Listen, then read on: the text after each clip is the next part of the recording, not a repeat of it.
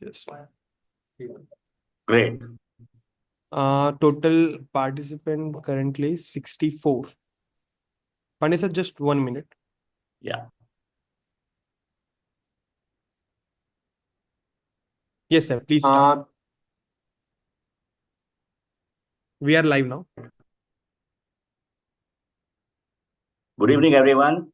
My name is Sunil Pandey. I'm heading the sales operation for Ajanta. We have with us Dr. Nolkha. We have our team from head office, Mr. Ripin and Ms. Pamela, and the DigiFest team who's supporting us. So just to start, before we go into the program, I want to give you a brief about what the program is all about. The name given for the program is the Orbit, one of a kind program which is developed in collaboration with American College of Rheumatology. Leading experts from ACR has designed with the name Orbit to cover up various aspects of management of rheumatology. The program includes landmark studies and the therapy updates aimed at improving clinical outcomes by providing an overview of rheumatoid arthritis. So this Orbit program will offer two learning modules in PDF format on the LMS platform. And after completing the modules, the participants will be required to take an online evaluation on the LMS platform. Upon the successful completion of the evaluation, a certificate from ACR will be awarded to the participants. And we are very pleased to invite Dr. Nolkha, Dr. Nilesh Nolkha, a guide for our program, a guide to our participants through the ACR module. And thank you, Dr. Nolkha, for accepting it. This interactive session will help you better understand the course module, the gain on the maximum value from the program. Before we start, I just want to welcome Dr. Nilesh Nolkha. Hi, thank you. Thank you, Team Ajanta and Dr. Mr. Sunil Pandey. Thank you. Thank you, sir. Guys, we need to also know our speaker well, right?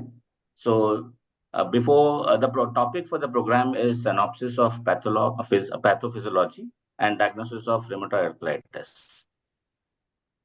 The expert whom I want to introduce is carrying a weightage. He's the HOD of Nair Hospital. Dr. Nolkha, you are the first DM qualified rheumatologist of Mumbai. It itself speaks volumes. Dr. Nolkha has completed DM from KGMU Lucknow and 2 years fellowship in UK. Dr. Nolkha has several publications and book chapters to his credit. He guides the Dr. D and Dr. NB program in rheumatology, the only government postgraduate course in the field of rheumatology across 6 neighboring states. He is a consultant in Wokhart Hospital, the main branch at Mumbai Central, and runs his private clinic as well with the name Nirjara Multi-Speciality at Kandivali and Vasai. Dr. Nolkha, thank you for accepting it. The program has a kickstart now, and I would like to hand over the program to you. Dr. Nolkha, over to you. Many thanks, Mr. Pandey. Thank you, Team Ajanta, for inviting me to this gathering and talk and delivering this topic close to my heart. Thank you for your kind words of introduction. So my brief here is to talk about mostly the epidemiology, pathophysiology, and how do we diagnose RA in real practice, in real world actually. RA is not an uncommon disease. In fact, every doctor, including of any specialty, will come across a rheumatoid arthritis patient, and it's not a rare disease by any means. And at any point, the prevalence can go up to 1% of the whole population worldwide, which is big for any chronic disease. And probably this is surpassed in the terms of disease by only diabetes in the term of chronicity. So, what is rheumatoid arthritis? It's a chronic inflammatory disease characterized by inflammation and swelling of the synovium joint, destruction of articular structures. Is systemic inflammation. This is very important that RA is not a disease only of joints, it's an inflammation of all the organs in the body. There is excessive morbidity and mortality compared to general population. And sometimes some doctors who have not seen RA seem to undermine the effect of it. It's just an arthritis, but it can be really devastating for the patient.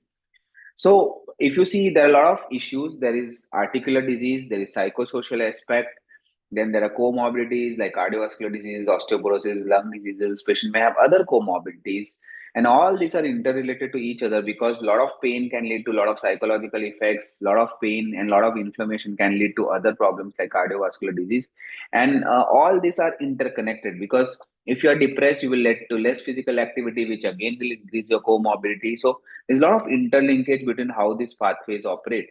And if you see the prevalence, global prevalence is close to, initially we used to think it is 1%, but now it is considered to be close to 0.3%. And it is at least female to male ratio appears to be 2:1.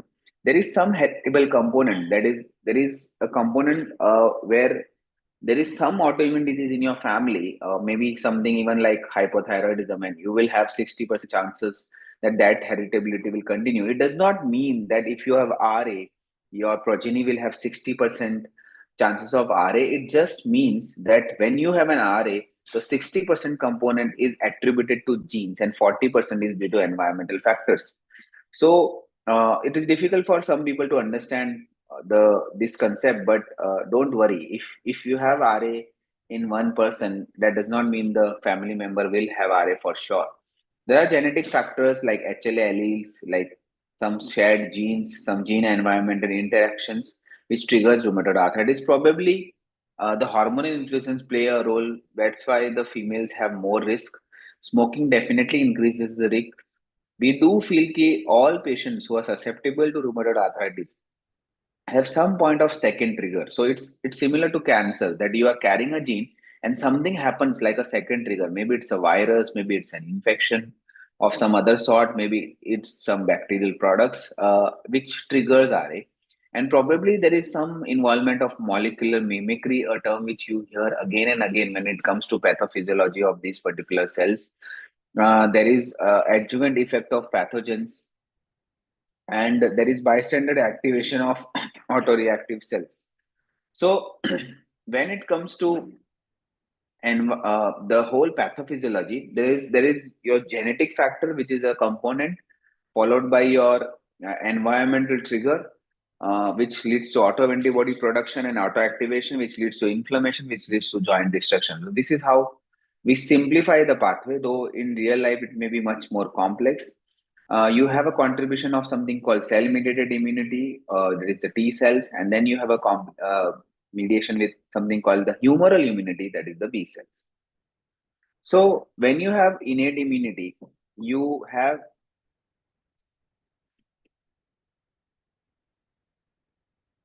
innate immune cells. You have something called toll-like receptors. You have something called intercellular signaling.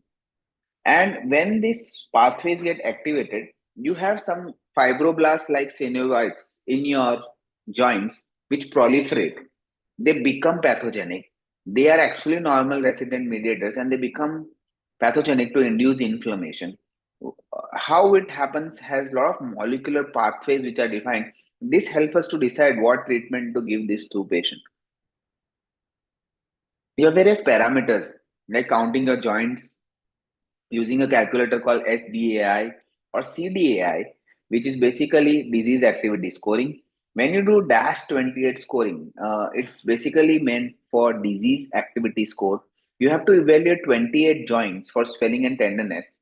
And you also do something called physician global assessment and patient global assessment. So you give a score out of 10, ask the physician to rate 1 out of 10 on how the patient is doing, or 1 out of 10 on the patient scale on how the patient is doing. SDAI is a bit more simpler because in -28 you require ESR and CRP. SDAI is just a numerical sum of how many joints you have swollen. Suppose you have 28 joints and you find 5 swollen joints and you find 10 tender joints. So that becomes 15. Then you add physician global assessment. Suppose I rate from 1 to 10, it being 7, that becomes my assessment. Then one more thing you add is patient global assessment. So you give this patient a visual scale, and out of 1 of 10, they will score it between 1 to 10. So suppose they add 7. So 5 plus 10 plus 7 plus 7, that becomes 29. So that SDI becomes 29. But in that case, you have to also add the CRP. So SDI includes a lab test, but CDI is more simpler. So in SDI, you will add the CRP, whatever the values is 20, 30, 40, and that will be your total score. But CDI, you just need a sum of Solon count, tender joint count, physician assessment, global assessment. This is all clinical stuff. And based on this criteria, you decide whether the patient has active disease or inactive disease. What do we do in real life is we judge the patient of how many swollen joint they have, how many tender joint they have. Our target is to make it less than one. Generally, if you don't have any swollen or tender joint, the patients will be happy. And this is how we do assessment in a routine clinical practice. So there are a lot of patient reported outcomes. I'll not make it boring, but I think in real life, there is a questionnaire called Health Assessment Questionnaire or Quality of Life Management. But in real life, in your OPDs, it's very difficult to follow these questionnaires.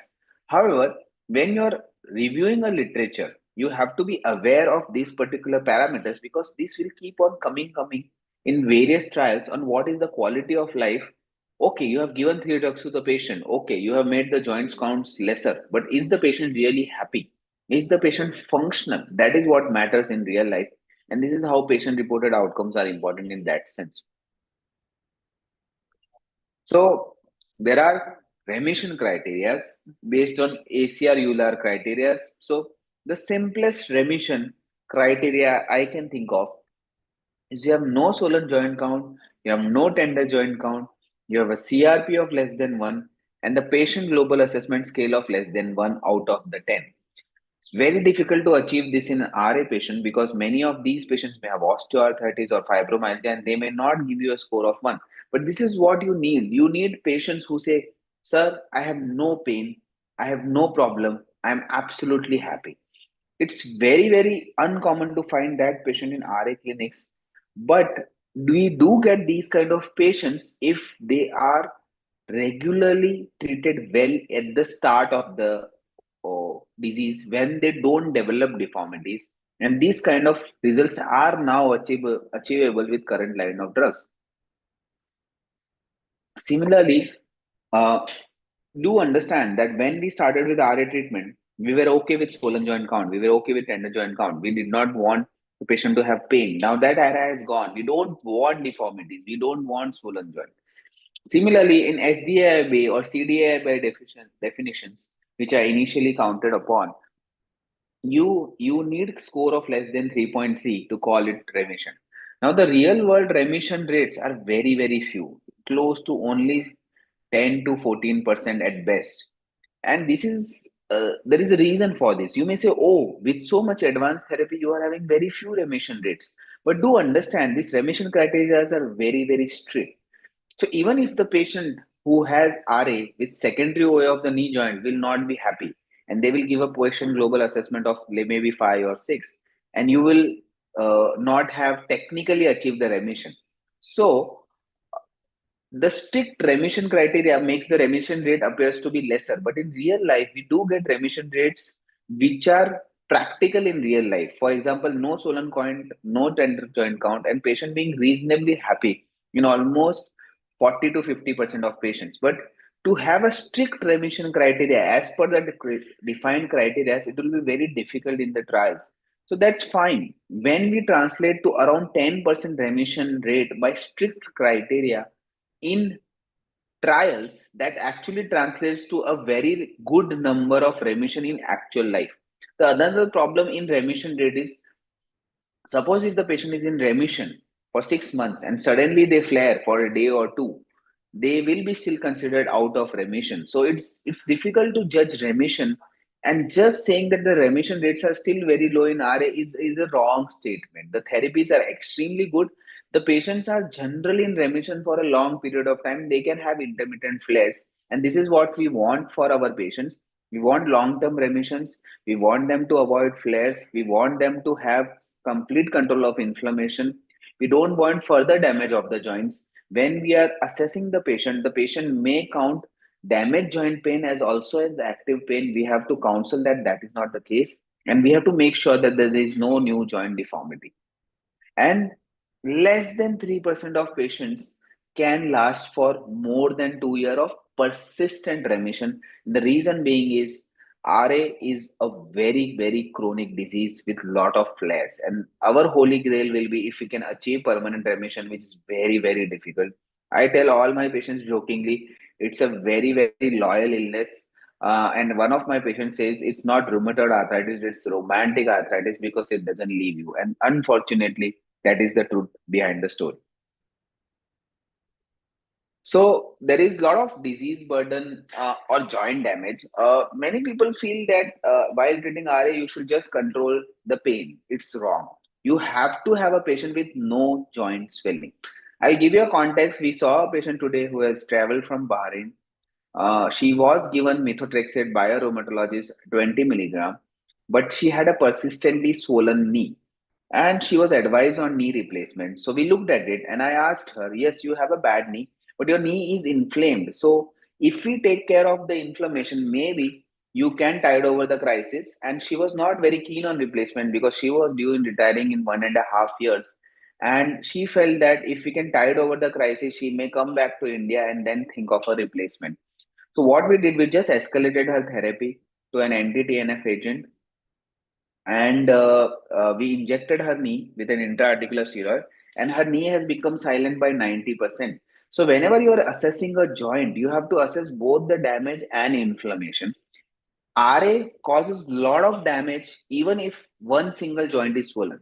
So while you are assessing a patient, you have to assess how many joints are swollen versus how many joints are damaged and how many joints have both. Many a times you will get patients whose knee will be replaced, but they will continue to have inflammation because the synovial lining will be there. So in RA, the joint damage starts very early. We are very, very gung ho. We are very, very careful about any patient having even a single swollen joint, and we hit it hard with an intra-articular agent or an escalation of therapy because around 45% of patients will have some erosions within 4 months of the diagnosis. That is why you have to treat RA very early. The window of opportunity is only 12 weeks or so. Within that period, if you don't treat the patient with something, they will start developing erosions very fast. And once you develop erosions, that can heal with deformities. So it's very, very difficult to treat deformities in RA once they're established. That's why very, very important to treat the RA hard in the first 3 to 6 months itself because of very early formations of erosions. Always remember that you can have this swollen joint which can get deformed, but suppose you start having this swollen joint, you have to target that also. So this may get deformed for initial 2 years and suddenly the patient may have persistent swelling in the another joint. So you have to keep evolving your therapies and targeting your patients whenever they have swollen joints. Most physicians think that we should treat RA with regards to pain. Patient is happy even with 30-40% pain reduction in a very severe disease. But your target should be virtually no pain, no damage to the joint, rather than just no pain and no patient being somewhat happy. So you should have a patient, if he's complaining of joint pain, you should assess whether there is damage or active inflammation. And if there is active inflammation, you can escalate or give an intra-articular steroid. You should do that because you will stop inflammation. For example, in that Bahrain patient, one single knee was giving her a lot of trouble. So her methotrexate 20 mg was controlling everything, but the rheumatologist was not escalating the therapy that only one knee is involved. So by technical problems, you are in remission, but that particular knee gets damaged, that patient will be unable to walk, which this patient was not able to do, and we could control it with escalation of therapy and proper target. And she is continuing to be remission for almost 6 months now, and whenever, and I'm not even sure she will require knee replacement now because her knee pain has almost completely gone. So whenever you are dealing with RA, you have to talk about comorbidities, whether you have diabetes, you have blood pressure, you have cirrhosis, you have dialysis patient, you have had history of heart attacks, you have history of any statins being taken. What is the other disease you have? Because remember, that we are physicians. Rheumatologists are physicians. You have to manage the comorbidities along with RA, because RA is not a surgical disease. It's a medical disease with chronic inflammation. It not only affects the joints, which affects multiple organs in your body. You can have RA patients who have had breast cancer in the past. You have an RA patients who are undergoing treatment for Hodgkin's lymphoma. You can have RA patients who have drug-induced renal injury. You have RA patients who have taken so many painkillers that they will come with CKD. You have RA patients who are on dialysis. You have RA patients who have developed some kind of neurological disease. So RA can affect anybody, and with that higher prevalence, you will always find patients who will at least have one comorbidity. So either a thyroid disease or a diabetes disease. And in our patients, almost 50% of patients have at least two comorbidities, at least diabetes or blood pressure or obesity, something of that sort. And you also have other problems in RA, like you can have lung involvement, you can have psychosocial disorders, you have increased cardiovascular risk, and that becomes very important to address in the long run. So whenever it comes to diagnosing RA, it's an art which takes time. If you see a lot of patients in your OPD, you will be easily able to diagnose RA. But somebody who is not very used to seeing joints, it's very, very difficult at times to diagnose very early RAs. So you should have a target population with at least one joint synovitis, then you give them some domain scoring and you classify. Now remember that this 2010 ACR Euler classification criteria were meant to get homogeneous cohorts in the trials. They are not meant to be used for diagnosis. Ultimately, a diagnosis should rely on the clinical acumen of a experienced physician or a rheumatologist rather than just an acumen of a classification criteria. So you have a lot of domains. You see how many joints are swollen, then what is the serology, or what is RA factor NDCCP, what is the ESR CRP like, and what is the symptom duration. Now the differences in the newer classification criteria is they don't wait for radiographic erosion, because that is very late. You want the patients to be diagnosed within the first 6 to 12 weeks. Straight away start anything. The research says that whatever you start, it doesn't matter. If you start early treatment within 12 weeks, the RA patient is less likely to have deformities in the long run. So starting something is more than important. Even a small amount of steroid gives an very good relief and prevents erosions in the long run. And that effect can last for years together. That is why it's very, very important to treat RA patients very early. So in older criterias, we used to have symptom duration, and we used to have X-ray erosion this factor. That is no longer there in the newer criteria. We just have a joint count, how many joints are swollen or inflamed.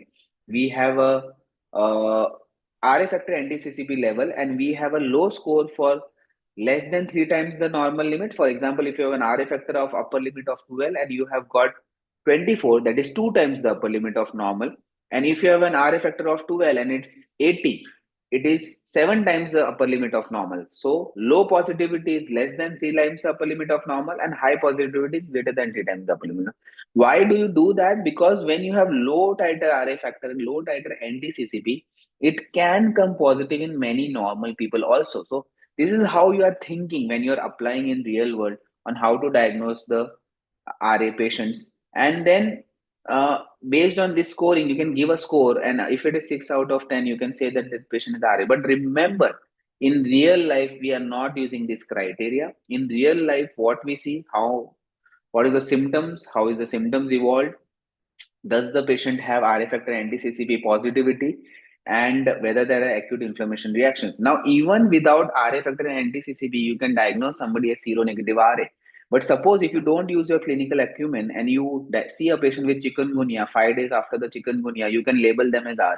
But you know that that diagnosis will rest upon the clinical context. So classification criteria are just meant to help you. They're not meant to diagnose. Your diagnosis will depend on your experience of seeing patients in the long run, because RA criteria can be applied to all patients with inflammatory arthritis and they can come to be positive. But when they are actually recruiting for the trials, they want the patients to fit the criteria and a diagnosis by a rheumatologist so that they can get a homogeneous cohort of patients. Otherwise, you will have to actually see patients in your real life to actually diagnose RA.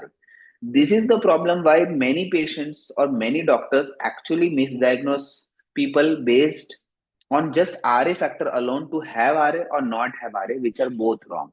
So you can have a patient 60-year-old who has a RA factor of 100, but there is no swollen joint and they have only back pain and they have been referred to me say that they have RA. But where is the small joint swelling to call it as RA?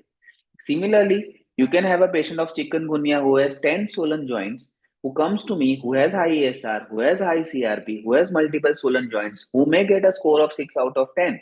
But they are actually not RA patients because you have a history of fever and then suddenly having arthritis, which is not a typical RA history. So you have to use a blend of clinical acumen, your experience while diagnosing the patients and not rely on criteria alone. These are classification criteria, these are not diagnostic criteria, and there is no diagnostic criteria in rheumatology. So what happens when you get RA? You get bone erosions, you get positive markers, you get functional limitations, you get extra articular disease. You can get eye dryness, you can get eye problems, you can get keratitis, scleritis, mouth dryness, you can develop lung disease, you will develop increased cardiovascular morbidity, you can develop more bone erosions, more osteoporosis. And what is the economical impact? If you don't treat the RA well, it will become a problem for the patient with regards to money. The biggest problem is when you see an RA patient and treat early, the cost of therapy, the cost of investigations, the cost of treating complications is much, much lesser.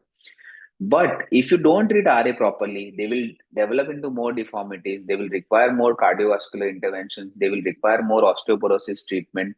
They will require more visits to rheumatologists, and they may also require more rehab, more physiotherapy, more knee replacement, more hip replacements. There are a lot of indirect costs because they have decreased productivity. There is a lot of fatigue.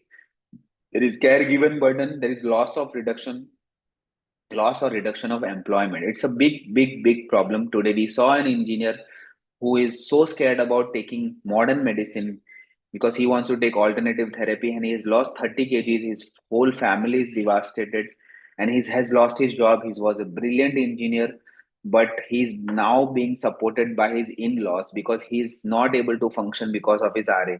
First of all, because he doesn't want to take treatment, and second of all, because he has been given all the stupid myths about modern medicine, which is a very good form of medicine. Hopefully he will continue the medicine and restore his life, but it will take a huge amount of cost because currently today he has 80 he has 20 swollen joints, and probably when he started he only 2 or 3 swollen joints, and it will have been much easier to control that patient. So you have to set the treatment goal. Remember, the treatment goal is no swollen joint, no deformity, no comorbidities. That will happen only when you treat the disease very aggressively. You have to initiate the therapy. You have to regularly assess the patient.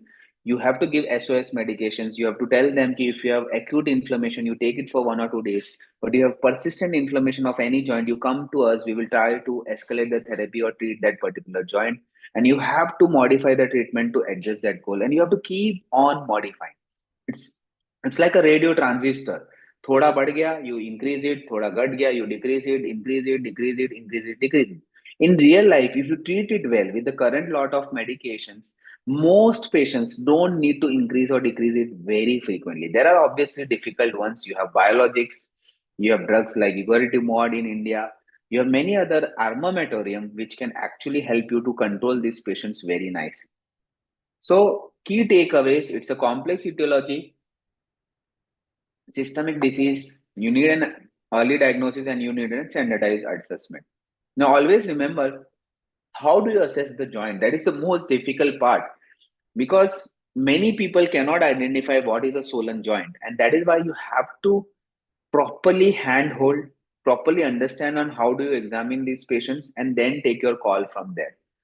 So this actually was addressed in a particular study where this study did a joint examination technique standardization routine, and significant degree of variation was found among the examiner, and it tried to build a consensus on how do you examine the joints.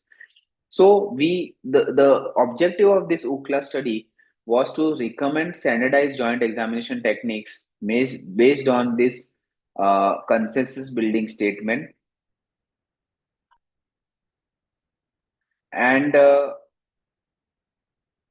they did a literature review, they formed a core group, there was an expert panel assembly, there was a process called Rand Ukla methodology, which is a very good methodology to form a consensus or appropriateness of develop, and all these experts combined to form a consensus. When you have a consensus, you have a standardization. When you have a standardization, you can apply that technique, and when you can apply a standardized technique, you get better outcomes.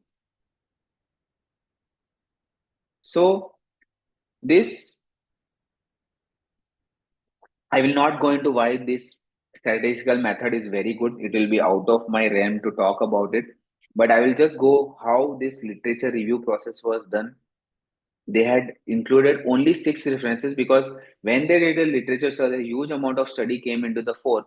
Only 6 studies actually could identify on what is the best way to examine these joints, and they included the 6 study to form a consensus. And obviously, there was a core group formation, which was formed of 5 rheumatologists. We initially had constructed a 40-question survey, then an expert panel, and then independent rating by another phase of rheumatologists, and then second round of face-to-face meeting, third round, and final analysis, which gave final recommendation. So this was a very thorough process to identify what is the best way to examine the joints. And around 215 rheumatologists were involved, out of which 5 formed the core group, 26 participated in the expert panel, 100% participated in round 1, and around 61% participated in rounds 2 and 3. And this was across different centers, hospitals, and clinics across Colombia. And you see, the experience was almost close to 16 years, with almost 76% males. And basically, this was a very comprehensive way to define how do you agree on identifying the joints. So I will just go to key consensus definition. What do you call as joint inflammation? Any swelling in the joint which is visible, but it should be a soft tissue swelling. So many times you get bony swelling in this joint, which is osteoarthritis. So you should have a soft tissue swelling, edema, or fluctuation. So if you get a bony swelling, it will not fluctuate. But if it's a soft swelling on this joint, it will fluctuate. That should be called as inflammation. Having redness or increased temperature is good, but it's not mandatory. So only having joint inflammation by soft tissue swelling is good enough. Whenever you are considering pain, pain should be present with rest or with pressure. That is how you define it. What is the pressure? It is generally considered thumb pressure, which is enough to blanch your nail. Or even if it is spontaneously reported by patient, you can consider it as joint pain. Pannus is not a right word. Pannus basically means inflammation. You should use the word synovitis if you are able to detect warm, red, tender, swollen joint. That is the word you should use, not the word pannus. Articular margin is any joint where the joint margin or surface attaches the cartilage to the bone. For example, if this is the MCP joint, this will become your joint. If this is the PIP joint, this will become your joint, and so forth. So you should know anatomy well. And I'm pretty sure most doctors can palpate small joints and large joints of RA. But you always remember, you can have knee pain below the knee joint. So you have to know which is the joint line and palpate along that line to see whether there is actual swelling or not. So, as I said, you use the pressure techniques. You compress. You do something called a hand squeeze test. So this is your hand. I just gently palpate this. This is called a hand squeeze test. This is very early marker of RA patients. If you have any patients who have significant tenderness on this or early morning stiffness, you should strongly consider RA in those patients, or some form of inflammatory arthritis. We have to identify. So whenever a patient comes to our clinic, we first ask them to show their hands. This is my routine practice, because even if the patient has back pain, I start with hand joints. I ask them to cross the shoulders, do this. I ask them to bend this back. I ask them to bend forward. I ask them to freely move their knee. I ask them to move their ankle. And this is while I am taking a history. So generally it takes just 2 minutes to see where the pain points are. And then when the patient is not able to move, let's say this joint, I know I need to focus more on this joint. Or if the patient is showing I'm not able to fist a grip, I know where. So Whenever you are trying to see patient in a clinic, it's the art of how do you see, how do you counsel, and how do you talk to that patient, which will matter to the patient, that whether you actually seen actually were able to identify something in the patient, and patient also feels happy that you have seen every other possible stuff. So basically start with hand joints, look at shoulders, look at hip movement, look at how they are walking into the clinic and walking out of the clinic, how their hip movements are, and you should have a consistent approach to screen all the joints. Now when a rheumatologist is sitting in the clinic, it's very easy because he has been doing it for years, but for physicians who are seeing it very intermittently, you should have some form of pathway to do it, because RA is not an uncommon disease by any means, and for that matter even osteoarthritis is very very common in all clinics. And that's why joint examination is a technique which I think should be known by all physicians rather than rheumatologists alone. So you should start with what is the TMJ joint. So you have just joined in front of the ear. You have a shoulder examination, which is just at the back of the humerus. I generally ask them to rotate on the external side, upwards, outwards, and see whether there is pain. When you have an elbow pain, you look at this particular gap at 70-degree position. And in wrist joint, we look at the movement, whether there is fixed, whether it is moving. We look at whether there is swelling. In metacarpophalangeal joints, we look how much it is swelling. Many a times, just by looking at these hands, you can identify how many joints are swollen. Because the affected joint will be swollen, it will be dark. There will be less wrinkles on the surface because the skin is stretched out because of the swelling. And you do more confirmation by seeing the joints which looks inflamed and pressing it with your blanching thumb, and you can always find one or two joints which are not swollen, and you can always ask the patient, they will always say that the swollen joint is paining more with the same pressure. So you keep on doing this again and again and again, and you generally identify which joint is swollen or inflamed or which joint is not swollen. We have a very common technique of doing this, and we do it every day, so it's relatively easier for her us. But I do know of many physicians who are not rheumatologists and who see a lot of patients and who identify at least that this is a swollen joint, and they then refer to a rheumatologist. So it's important to identify what's swollen, because if you can't identify what's swollen, you can't identify what's inflamed, and you are not even sure whether to treat it or not. And this is why it is important to identify a swollen joint so that you can target it accordingly. And I told you, even one swollen joint can get deformed. So it should not happen in your practice that you miss a swollen joint. And that is what we teach to our students also. Don't miss a swollen joint. Because for you, even you had 20 swollen joints and the patient came to 19 swollen joints. So for you, one swollen joint being there, probably the patient fits into remission. But for that patient, suppose it's an ankle joint, suppose it's a hand joint, suppose it's a knee joint, ankle and knee getting deformed, they will not be able to walk. Hand getting deformed, everybody will say, suppose it's a young female, it's devastating for her married prospects and everything. So do not miss a swollen joint. And as long as you can target, obviously you have to take care into side effects. Do not miss a swollen joint. Looking at hip, ankle, and foot is a bit tricky, not that difficult. You have to use the anatomical landmarks. In hip, you cannot palpate, so you have to ask whether there is groin pain. And I make the patient sit on the chair. I extend their hip, I extend their knee in extended position, and I try to rotate the leg, basically to see whether there is any hip rotation pain or not. Knee joint is very easy to see, but when you're palpating the knee joint, I milk down the knee joint to see whether there is any effusion or not. And similarly, in the ankle joint, you see whether there is any tenderness or swelling over the ankle line. And in foot joints, similarly to your hand squeeze, you can do a mid foot squeeze, basically like this. Suppose if this is your foot, you can do a mid foot squeeze, and if it is painful, it basically can mean inflammation. Or you hold the ankle and you invert or evert your foot, and that will give you an idea whether there is pain or not. So this also requires a comprehensive or daily assessment technique, and if you keep on doing it, you will identify which patients fit into RA, which patient doesn't fit into RA. So this basically standardization of technique and wordings helps us to identify this particular swollen and tender joints. And I will recommend all physicians to at least have one look at least one of the video internet internet videos on how do we examine RA joints, because there are some videos which are meant for trials, for DAS assessment and other RA trials, and there are very good videos which we actually look into our academic settings, and they helped us a lot in identifying. But nothing beats what you can do with experience in your clinics. So these practical implications are that it is an education tool, it is better standardized, and we can obviously improve our quality if we have a better standardization. What are the laboratory markers? It's a, I said, persistent disease.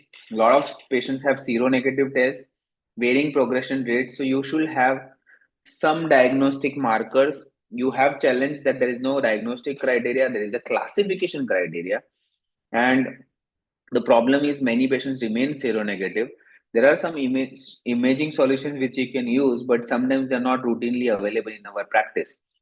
So when it comes to markers, rheumatoid factor is present in almost 60 to 80% of patients and almost 50 to 60% of early RA patients, while anti-CCP is present in almost 60 to 80% of patients, and it has a very high specificity of 99%. So you can have a RA factor positive, the specificity is only close to 60%. But if you are anti-CCP positive, the patient has 95 to 99% chance that they have RA.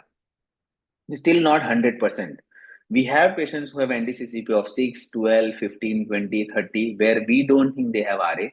They just have the report being done from some good lab because they were part of a health checkup, but they actually don't have RA and they get scared and come to us. So we tell them, you have not developed the RA, you may develop it, but it's not guaranteed that you have developed the RA. So you should do the test only when there are symptoms. If you do tests without symptoms, you will create problems. I'll not go into antibodies like MCV, R833, ACF, APK, APF, because these are not available in India. They're actually not available in many parts of the world. The best two antibodies we have is RA factor and anti-CCP, and we should stick to them in Indian context.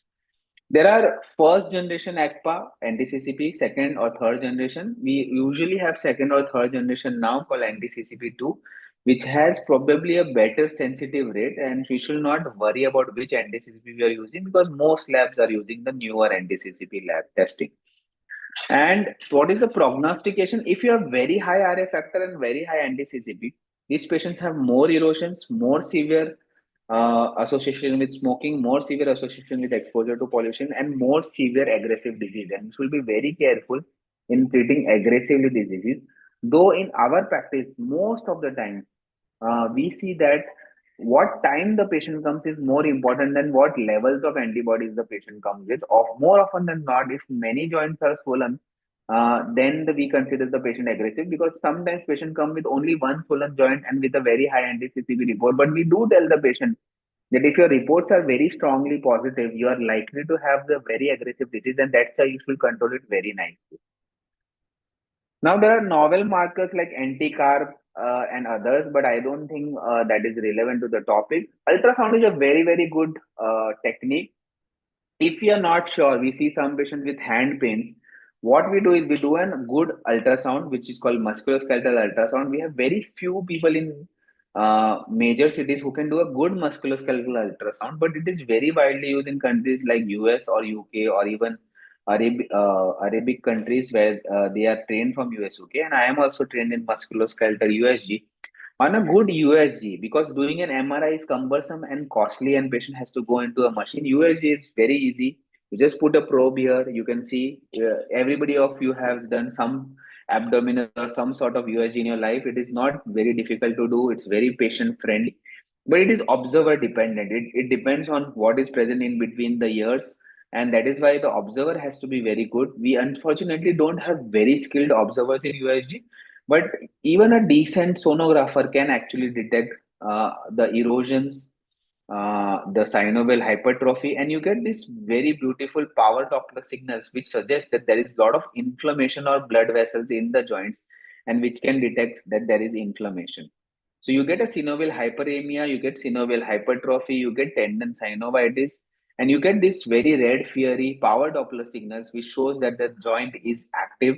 And this helps us to detect inflammation from a non-inflammatory joint. So if you have a patient who has RFCCP negative, the joints are mildly tender, and you can do either an ultrasound or MRI. MRI may be more costly, more cumbersome, depending on the situation you have on ground, and you can detect early inflammation in these patients. Remember, detecting erosions or damage on X-ray basically means you are very late, and you have to be careful on not missing early inflammation in patients.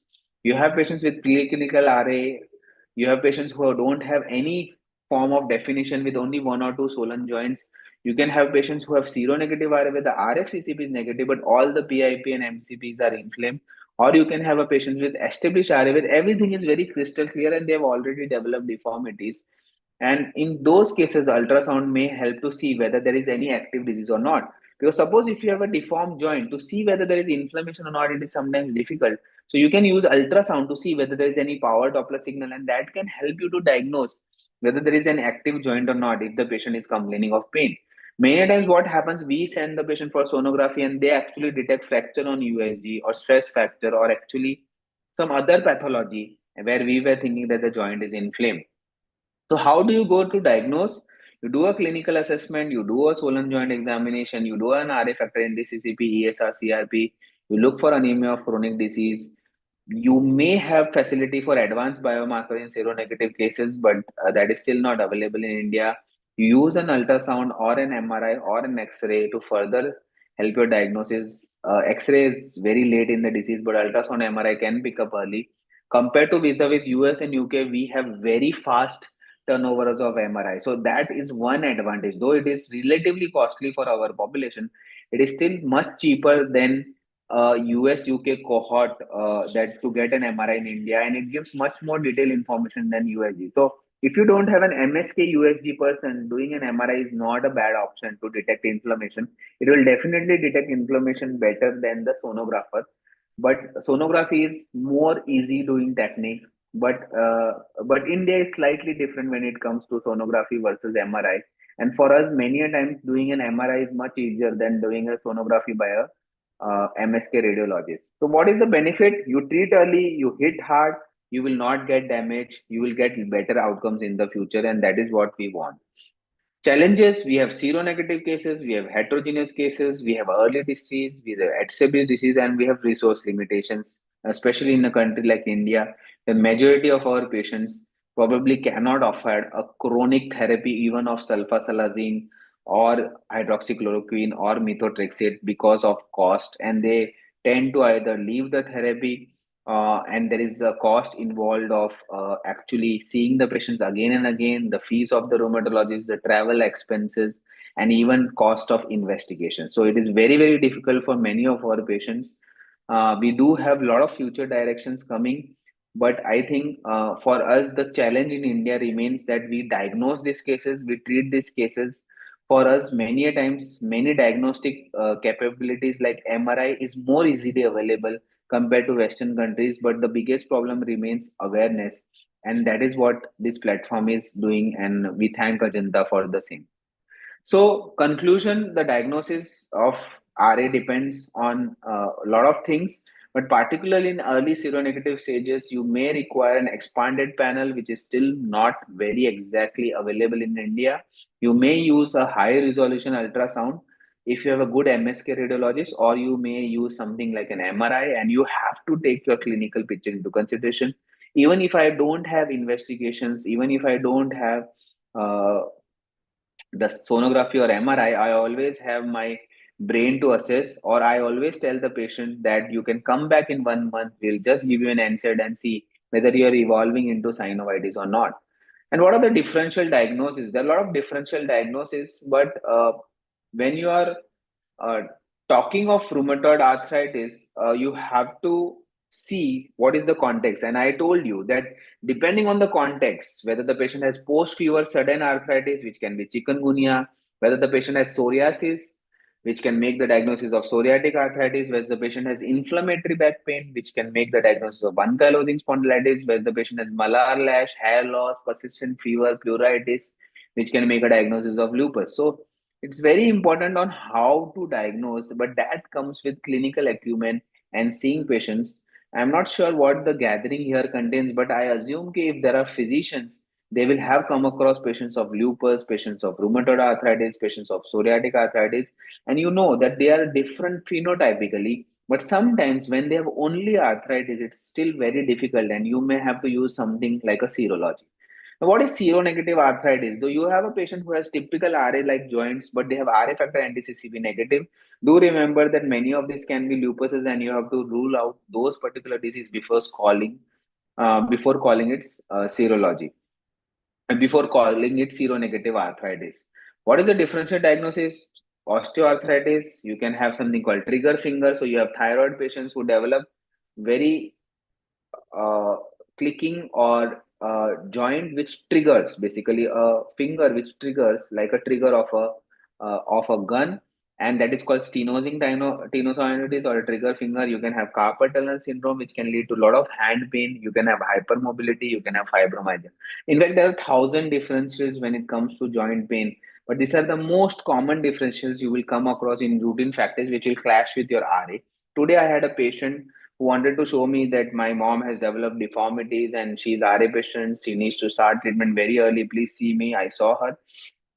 She had only bony deformities in this joint and in this joint. Now, if you know anything about RA happens in MCP joints and PIP joints. Only bony deformities in DIP is osteoarthritis. Only deformity in the CMC is osteoarthritis. So we told her, you don't have much pain, you don't have much inflammation, you don't have much early morning stiffness.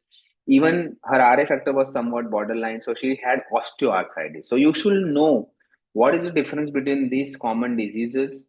What is post-viral arthritis, post-chikungunya arthritis? How does this different? What is lupus?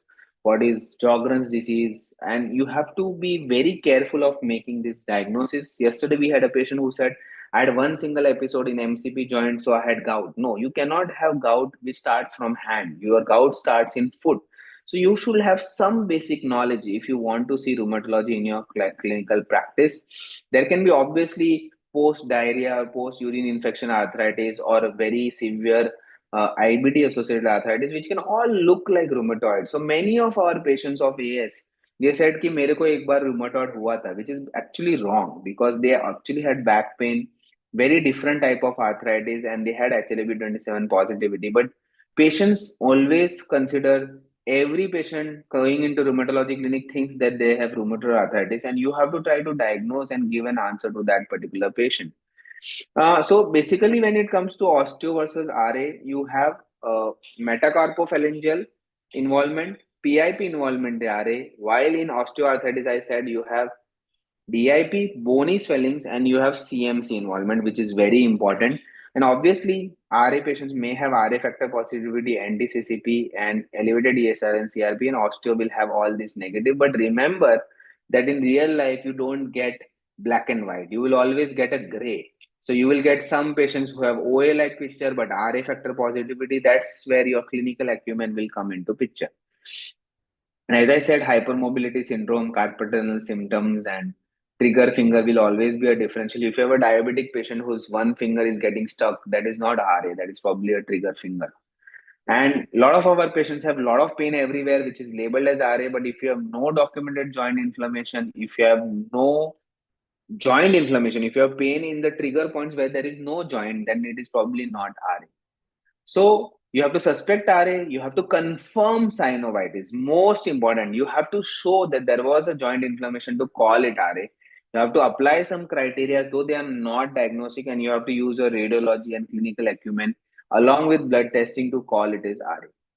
So I think the treatment goal is simple: hit hard, hit fast, achieve a very low disease activity, try to have absolutely no swollen joint and absolutely pain free life, which seems difficult for many people, but you can have almost 90% of the time 90% pain control with current lot of therapies. Use markers like swollen joint count, tender joint count, DAS scoring, CDAI or SDI. I told you CDAI is purely clinical based on SJS, swollen joint count, tender joint count, your patient assessment and physician assessment. And you can do routinely in your clinic. It's not that difficult to do because you have to just add it 1 out of 10, 1 out of 10, or 0 out of 28, 0 out of 28. what are the stages of rheumatoid arthritis progression? I will not go into it. It's very simple. You have inflammation, which triggers, then you have a maturation of inflammation, then you have a fulminant inflammation, and then you have a damage or erosion. There are genetic factors to it which triggers this disease. They say that there is some issue with gum, there is some issue with lung, there is some gut microbiota issue. But believe me, don't go into all these theories. Once you start having RA, none of these theories work.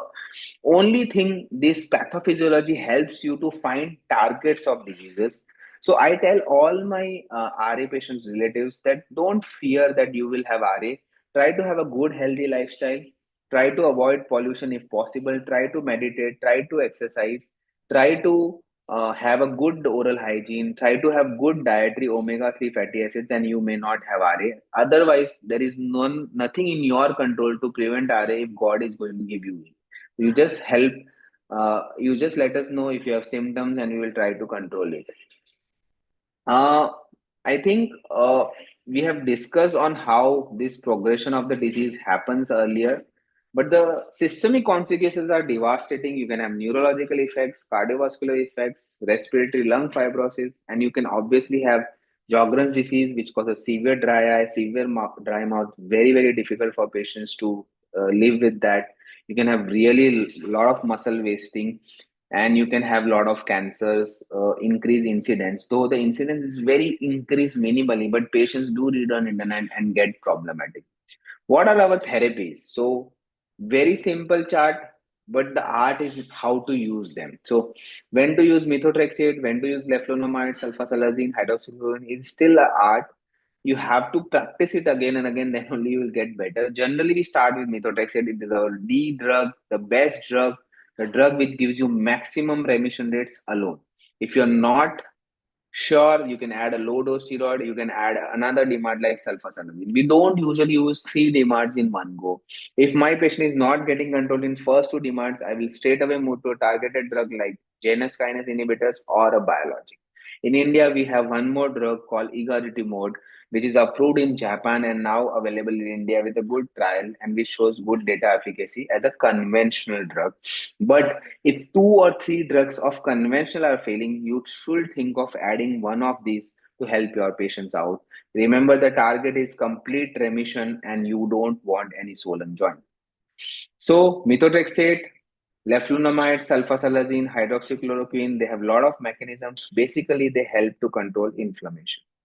So myological demands, there are various pathways. You target the TNF, you target the B cell, you target the IL-6 cytokine, and depending on that, you have very, very fancy names. I think if you're not a rheumatologist, knowing this is very, very difficult, and you should just know that they are immunosuppressive. So you have a higher risk of infection. And if you're not sure, you should involve your rheumatologist on how to use them. Rituximab is a brilliant drug for rheumatoid arthritis. There's one more drug called abatacept, which is not available in India, but it can be imported. It's again a very good drug. And you have drug called tocilizumab, which every physician or doctor knows because of COVID, which is again very effective in RA. JAK inhibitors have really changed the landscape. Everybody is using them. It is a very, very beautiful drug, very powerful drug. But I have seen many people who are prescribing JAK inhibitor left, right, and center. Remember, it is a very potent immunosuppressor. So you should use it only if you have failed conventional drugs and then move on to that particular therapy. But if you have a very high RA factor NDCCP positive patient, you may not be left with any choice but to use that. So, what is the conclusion here? What is the future of RA treatment? We'll have precision medicine, we'll have genetic markers, we'll probably have genetic effects on how the patients have genetic mapping. We will probably come up with a score on how is the probability of developing that disease. We'll probably tell that patient to exercise, have a good perioral hygiene, and avoid stress. And we can probably target these particular patients to develop less disease. And once they develop the disease, you have a substantial therapeutic modality to diagnose. You have to treat, and you have to treat to the target. You don't treat just to decrease the pain. You treat to achieve the target of low disease state or disease remission as defined by certain criteria or in your routine clinical parlance. That should just mean that you have no swollen joint count, you have no tender joint count, you have no early morning stiffness, and you have a patient who has been able to function very happily. So if you do that, you will be happy, you will be causing less deformities, and you will restore faith in rheumatology in many patients who get who with these patients who really get devastating issues if their RA is not well controlled. With this, I think I'll end my presentation, and I thanks Team Ajanta to give me this opportunity.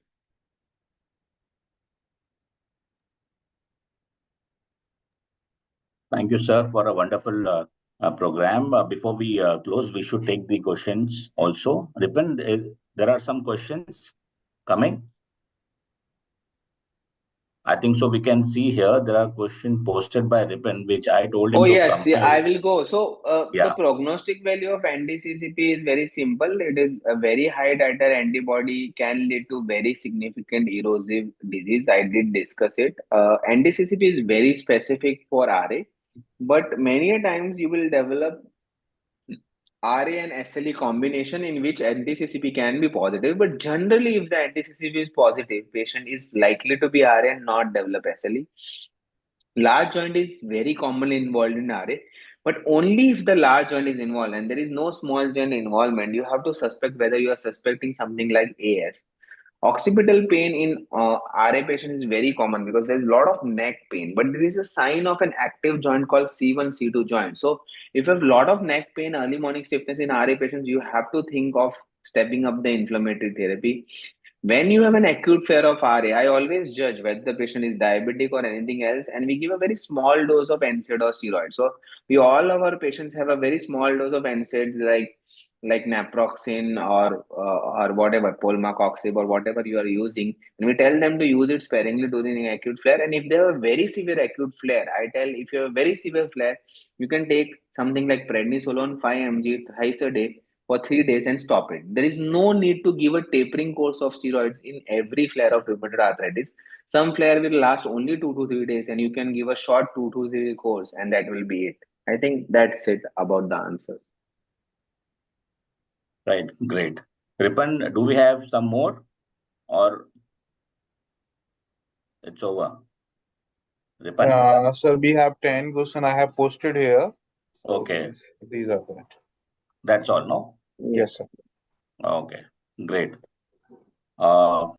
We have with us our BU head, Mr. Priyesh. I would invite Mr. Priyesh to give a vote of thanks to Dr. Nolkha. So sincerely, thank you. I think it's a very good science and basic practical tips which more than 1,300 physicians who have joined. I'm sure they are the lucky ones to get beautiful tips and real clinical insights. Though science remains a one part of basics, but at the same time, how to implement when in the real scenario, when in clinic patients are sitting in front and in the minimal possible time, you have to pick up the clues, to diagnose and tap it as for the further step up. Actually, I think sincerely, thank you, sir. On Thank behalf you. of Ajanta, on behalf of all delegates, we sincerely thank you, and we will come back to you again with more in clinic queries. So Monday onwards, our team will definitely be in connect with all the 1,300 physicians, and we'll coming back to you with some more insights to collect from you. So we look forward to your sincere support on the same, actually. Yeah. And Yeah. thank you very much for sparing your valuable time. Thank you, Team Ajanta, for Thank you so allowing me much. to talk so much, and really thank you and privilege to guide you guys. Thank you. So the Thank you flow so much. was great, I must say. Thank you. Thank Very, you. very great, very practical. Great. Thank you. Thank you for sparing Saturday, a very important day Thank for you. you. Thank you for giving a topic which we are passionate about. Thank you. Yes. Right. Thank you so much, sir. Thank you. Thank you, guys. Take care. Take care. Thank you. Ravi, can you close the link? Yeah. Ravi?